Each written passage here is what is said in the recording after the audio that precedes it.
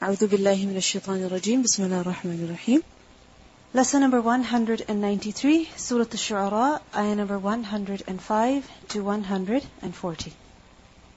كذبت قوم نوح المرسلين. The people of Nuh, they denied the messengers. كذبت. كذب, يكذب, تكذيب. What does it mean? To deny someone. How? By calling them a liar. By declaring them as false. By saying that what they're saying is untrue.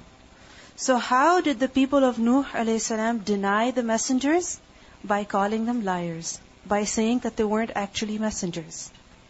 And the people of Nuh a.s., they were the first ones to be sent a messenger. Why? Because it was the first time ever that human beings had begun to commit shirk.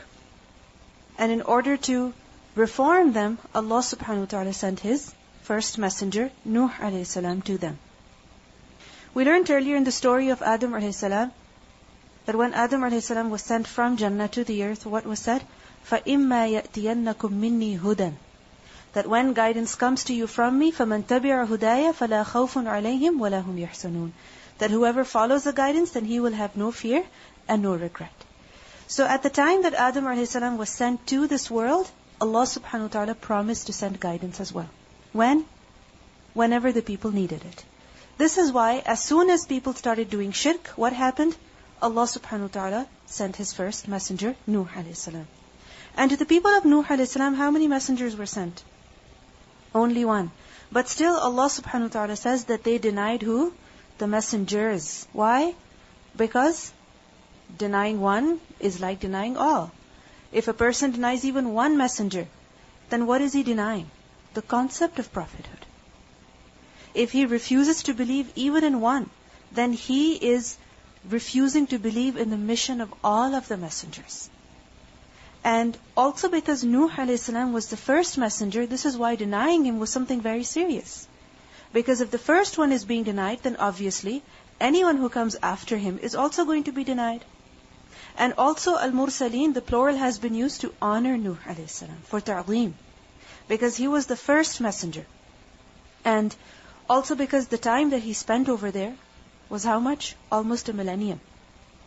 And if you consider that time, later on, in that much time, Allah subhanahu wa ta'ala sent many, many messengers. Like for example, if you look at the Bani Israel, within 1,000 years, many messengers were sent to them. So Nuh a.s., he did the work of several messengers. This is why the denial of his people was not an ordinary denial. It was a great denial. كَذَّبَتْ قَوْمُ نُوحٍ. The people of Nuh denied who? Al-Mursaleen, the messengers. إِذْ قَالَ لَهُمْ. When he said to them. Who said to them? أَخُوهُمْ, their brother. Who was their brother? Nuh alayhi salam. What did he say to them? أَلَا تَتَّقُونَ. Do you not fear? Meaning, do you not fear Allah? How was Nuh alayhi salam their brother? Because he belonged to the same people. He belonged to the same nation. He was one of them. And this is how Allah subhanahu wa ta'ala sent His messengers. That first of all, they were human beings. And secondly, they were known to the people whom they were sent to. They were one of them. So what did Nuh alayhi salam say to the people? أَلَا تَتَّقُونَ. Do you not fear? Meaning, do you not have fear of Allah? What are you doing? You're associating partners with Him. You're doing shirk. So do you have no fear of Allah? He can hold you accountable. He can send His punishment on you. And do you not fear the harmful consequences of your shirk in the hereafter? If you look at it, Nuh a.s., he was the first messenger. And his teachings were very similar to the teachings that Prophet Muhammad ﷺ brought. The essence of his teachings was what? أَلَا تَتَّقُونَ. Do you not have fear of Allah? And we see that the Prophet ﷺ as well gave the same message to the people. We learned in Surah Al-Baqarah, ayah number 21, that يَا أَيُّهَا النَّاسِ اُعْبُدُوا رَبَّكُمْ. O people, worship your Lord. Why? Because He is the one who الَّذِي خَلَقَكُمْ وَالَّذِينَ مِنْ قَبْلِكُمْ. He is the one who created you and also those people who came before you. And why should you worship Him? لَعَلَّكُمْ تَتَّقُونَ. So that you can develop taqwa. So we see that all of the messengers, they brought the same message. They came with the same mission. And what was that mission? to instill the fear of Allah in the hearts of people. What was the mission of all of the messengers? To instill the taqwa of Allah, the fear of Allah in the hearts of people. Every single messenger brought the same message. Why? Why is it so important to develop the fear of Allah in the hearts of people? When a person has the fear of Allah in his heart, then only can he reform himself. Then only can he obey Allah. If he has fear of Allah, then automatically he will follow all of the commands, whether they are about lowering the gaze or walking properly, or not wearing something or wearing something, doing something or not doing something, eating something or not eating something. This will come how? By the fear of Allah.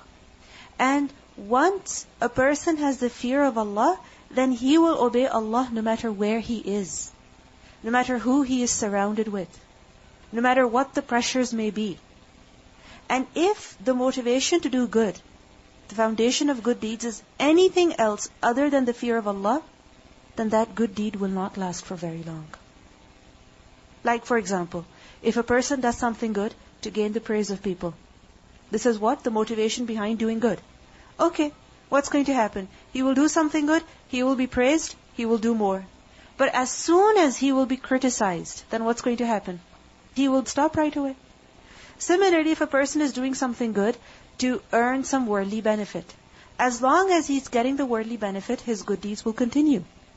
However, as soon as the worldly benefit, it reduces or it stops, then his good deeds are also going to stop.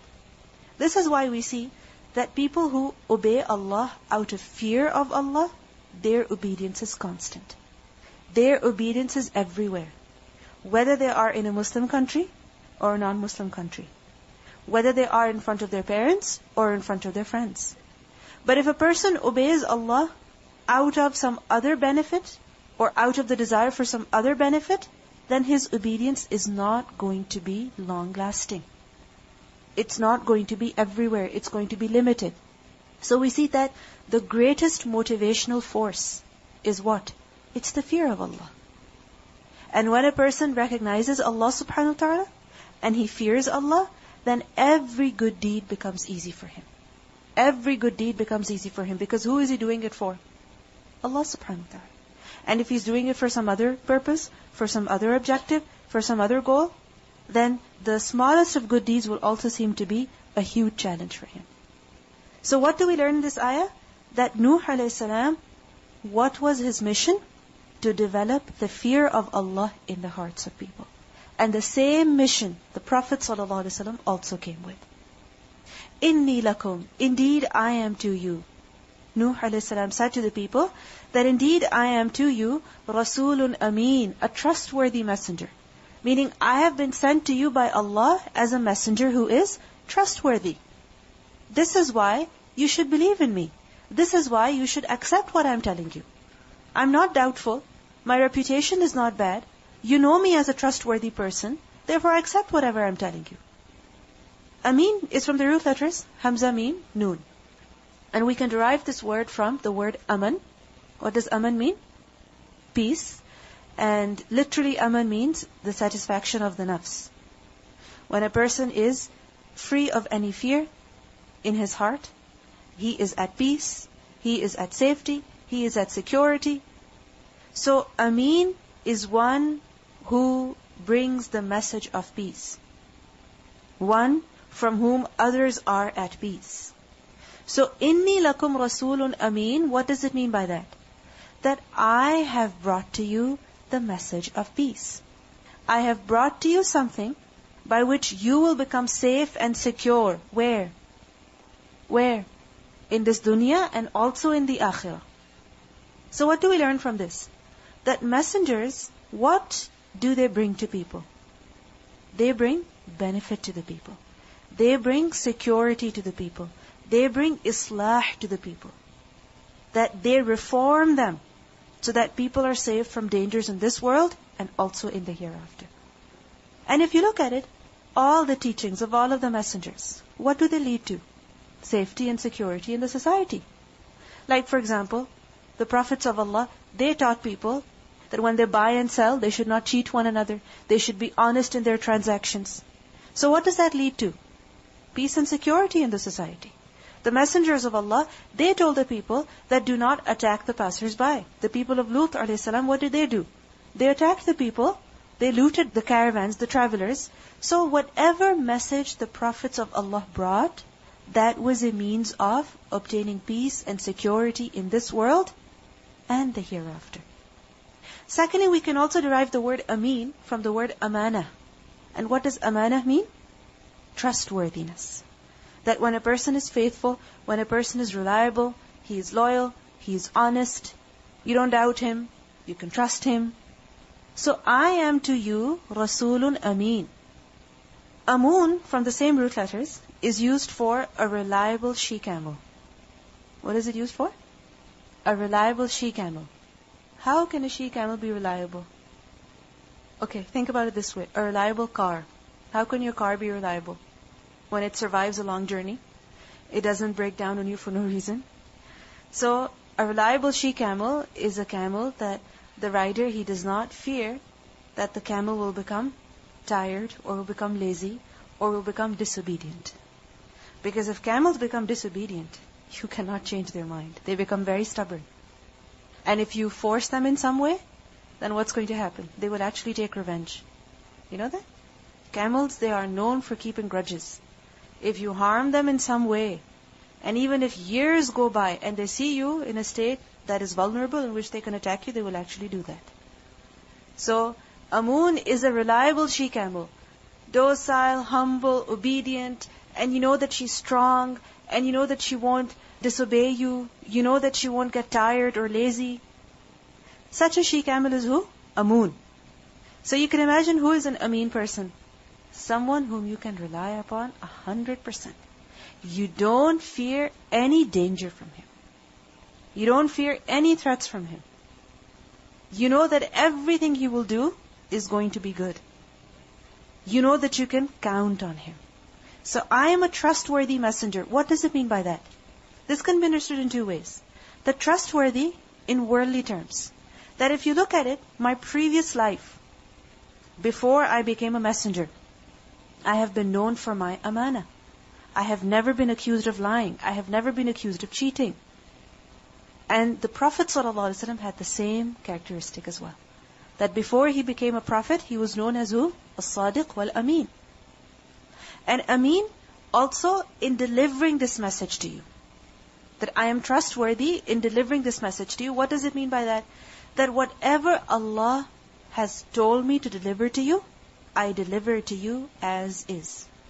Without any additions or any deletions. I deliver it to you as it is.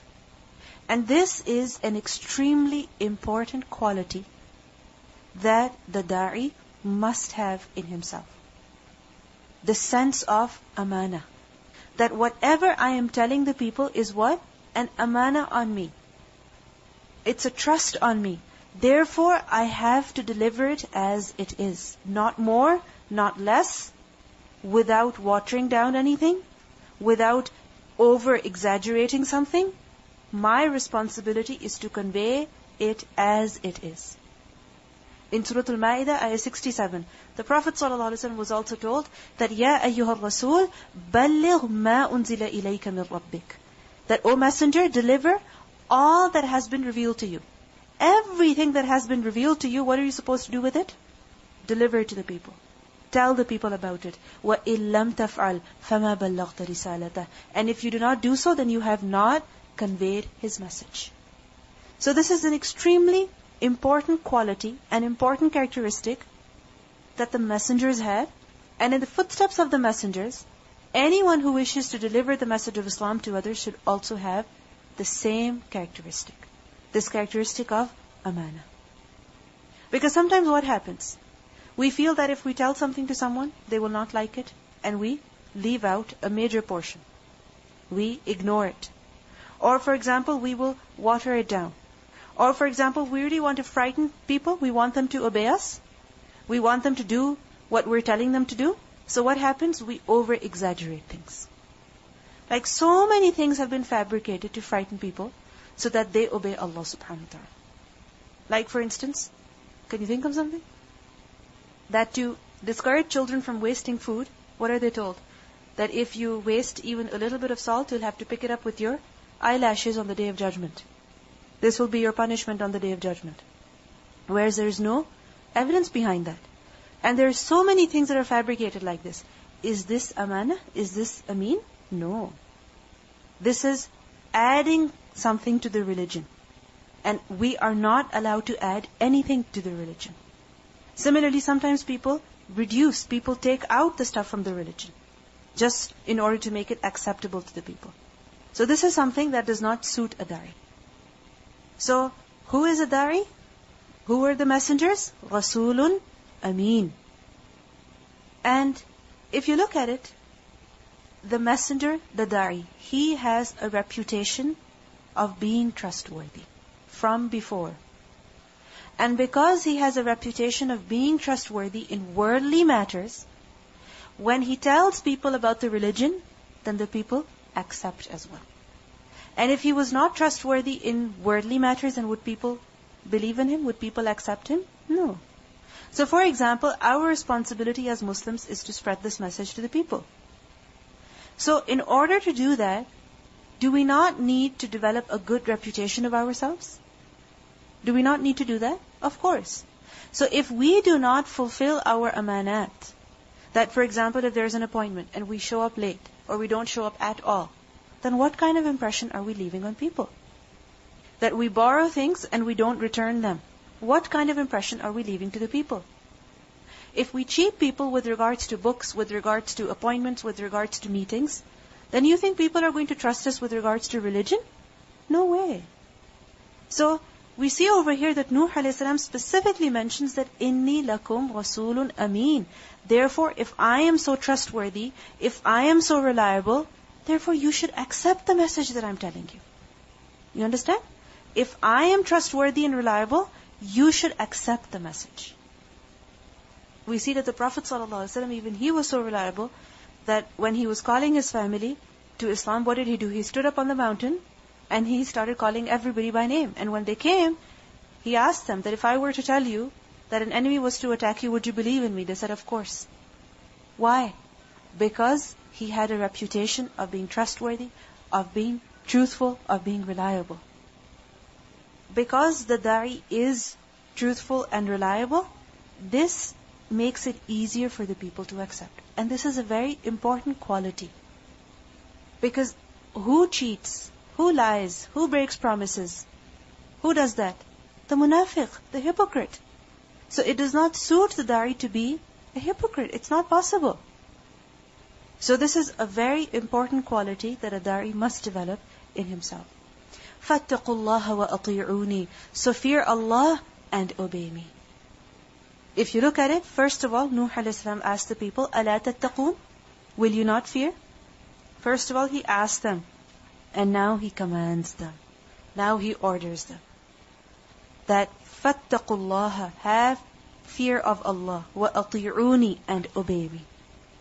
That if I fear Allah, and if I convey to you the messages of my Lord as they are, without adding anything, without taking anything out, so it is your responsibility to fear Allah as well, and accept whatever I am telling you. That if I am conveying it to you, then you must also accept. If I convey to you out of the fear of Allah, then you should accept out of the fear of Allah. أطيعوني, obey me.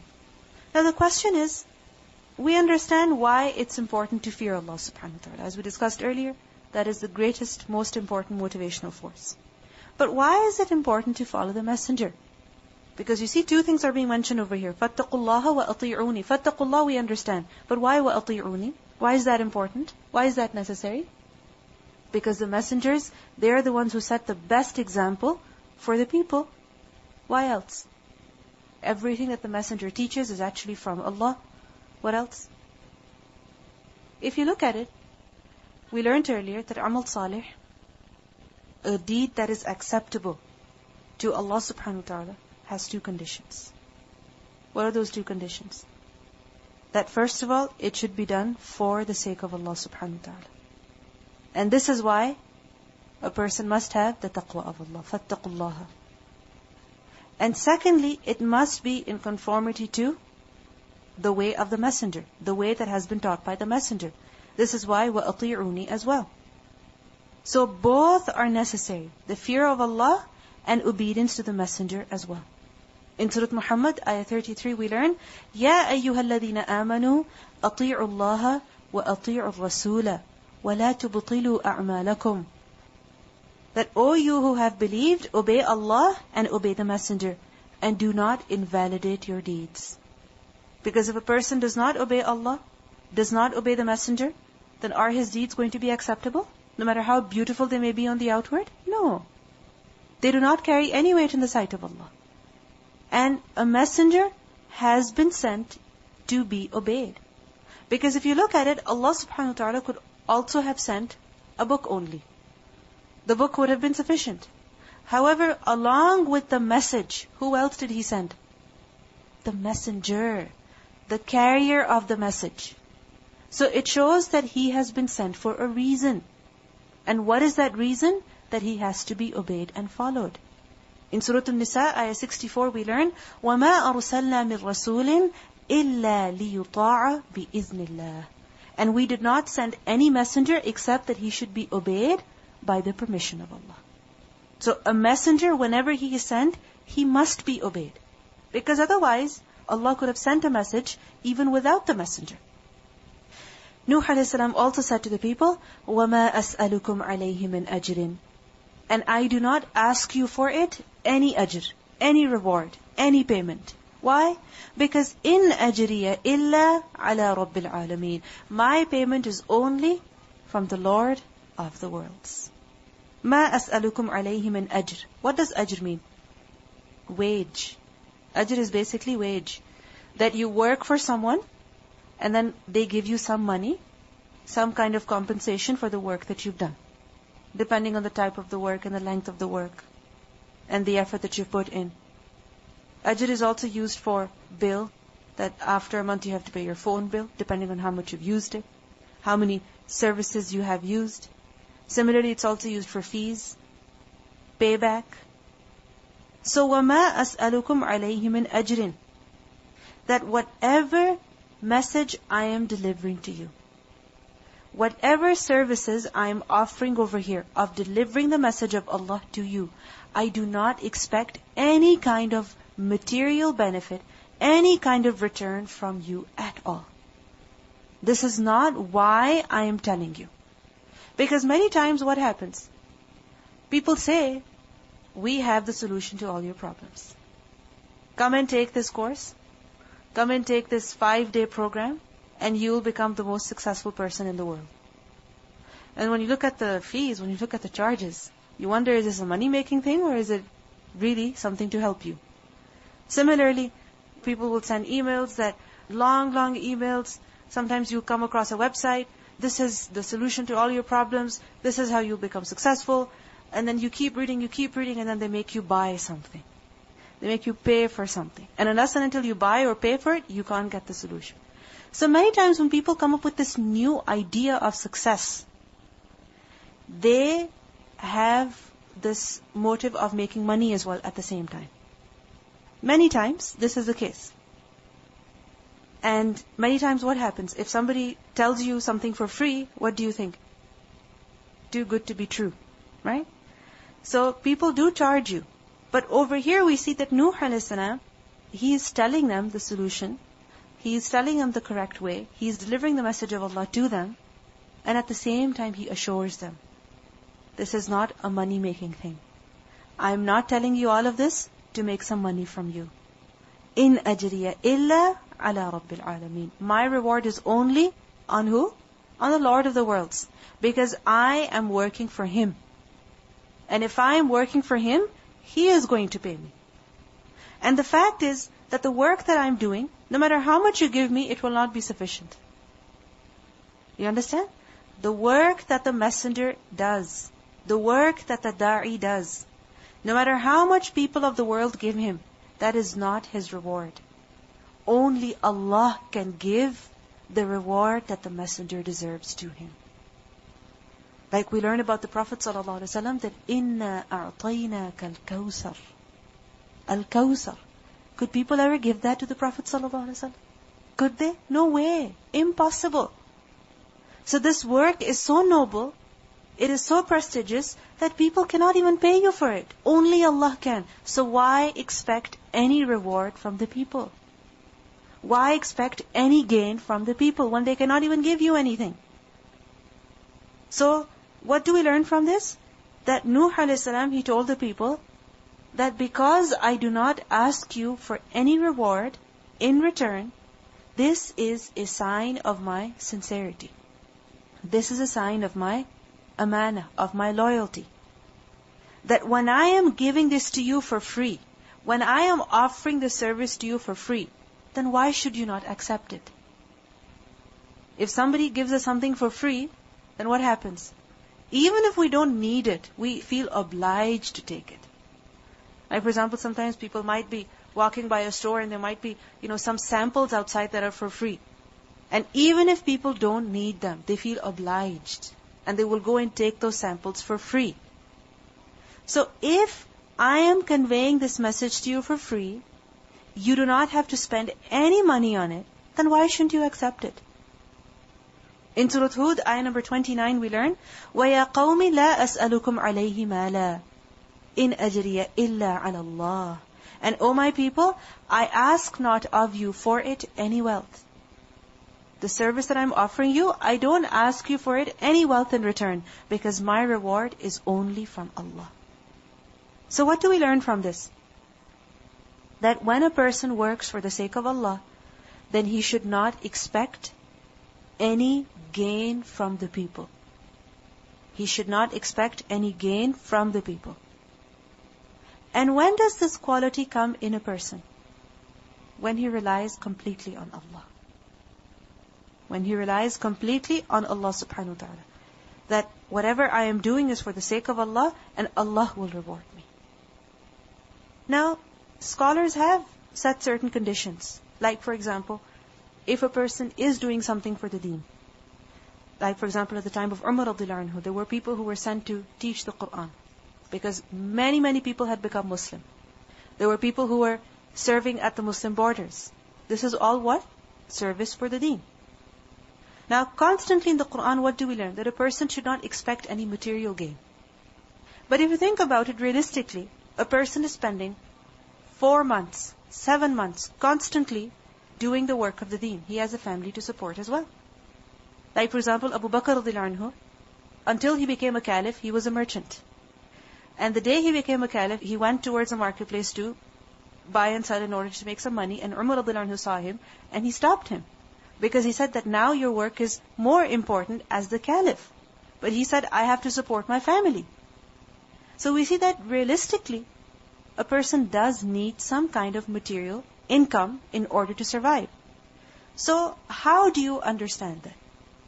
The first thing is that when a person does something for the deen, if he does receive any material benefit in return, he should not set it as a condition. That only if you give me such and such, then only I will offer my services.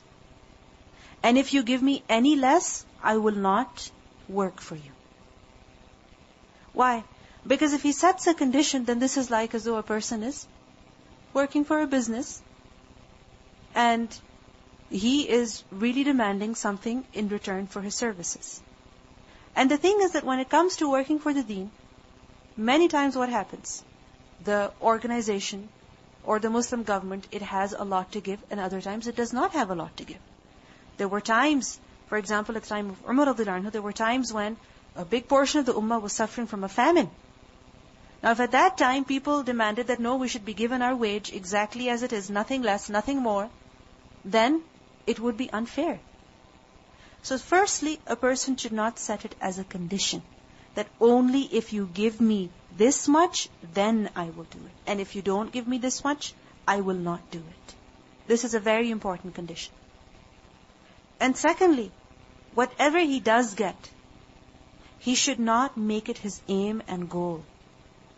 That I am going to study this, and I am going to teach this so that I can make this much money. Like for example, people go to college, people go to university, they study a particular field. Why? So that they can get a particular job which will bring them, 6-figure salary or 5-figure salary or so on and so forth. This should not be the intention of the student of knowledge when he is learning, or of the teacher when he is teaching. That if I teach this much, if I learn this much, then I will make this much money. It should not be his goal. Because whatever work he is doing, who can only pay him for it? Allah subhanahu wa ta'ala can only pay him for it. Whatever people offer, it is not sufficient.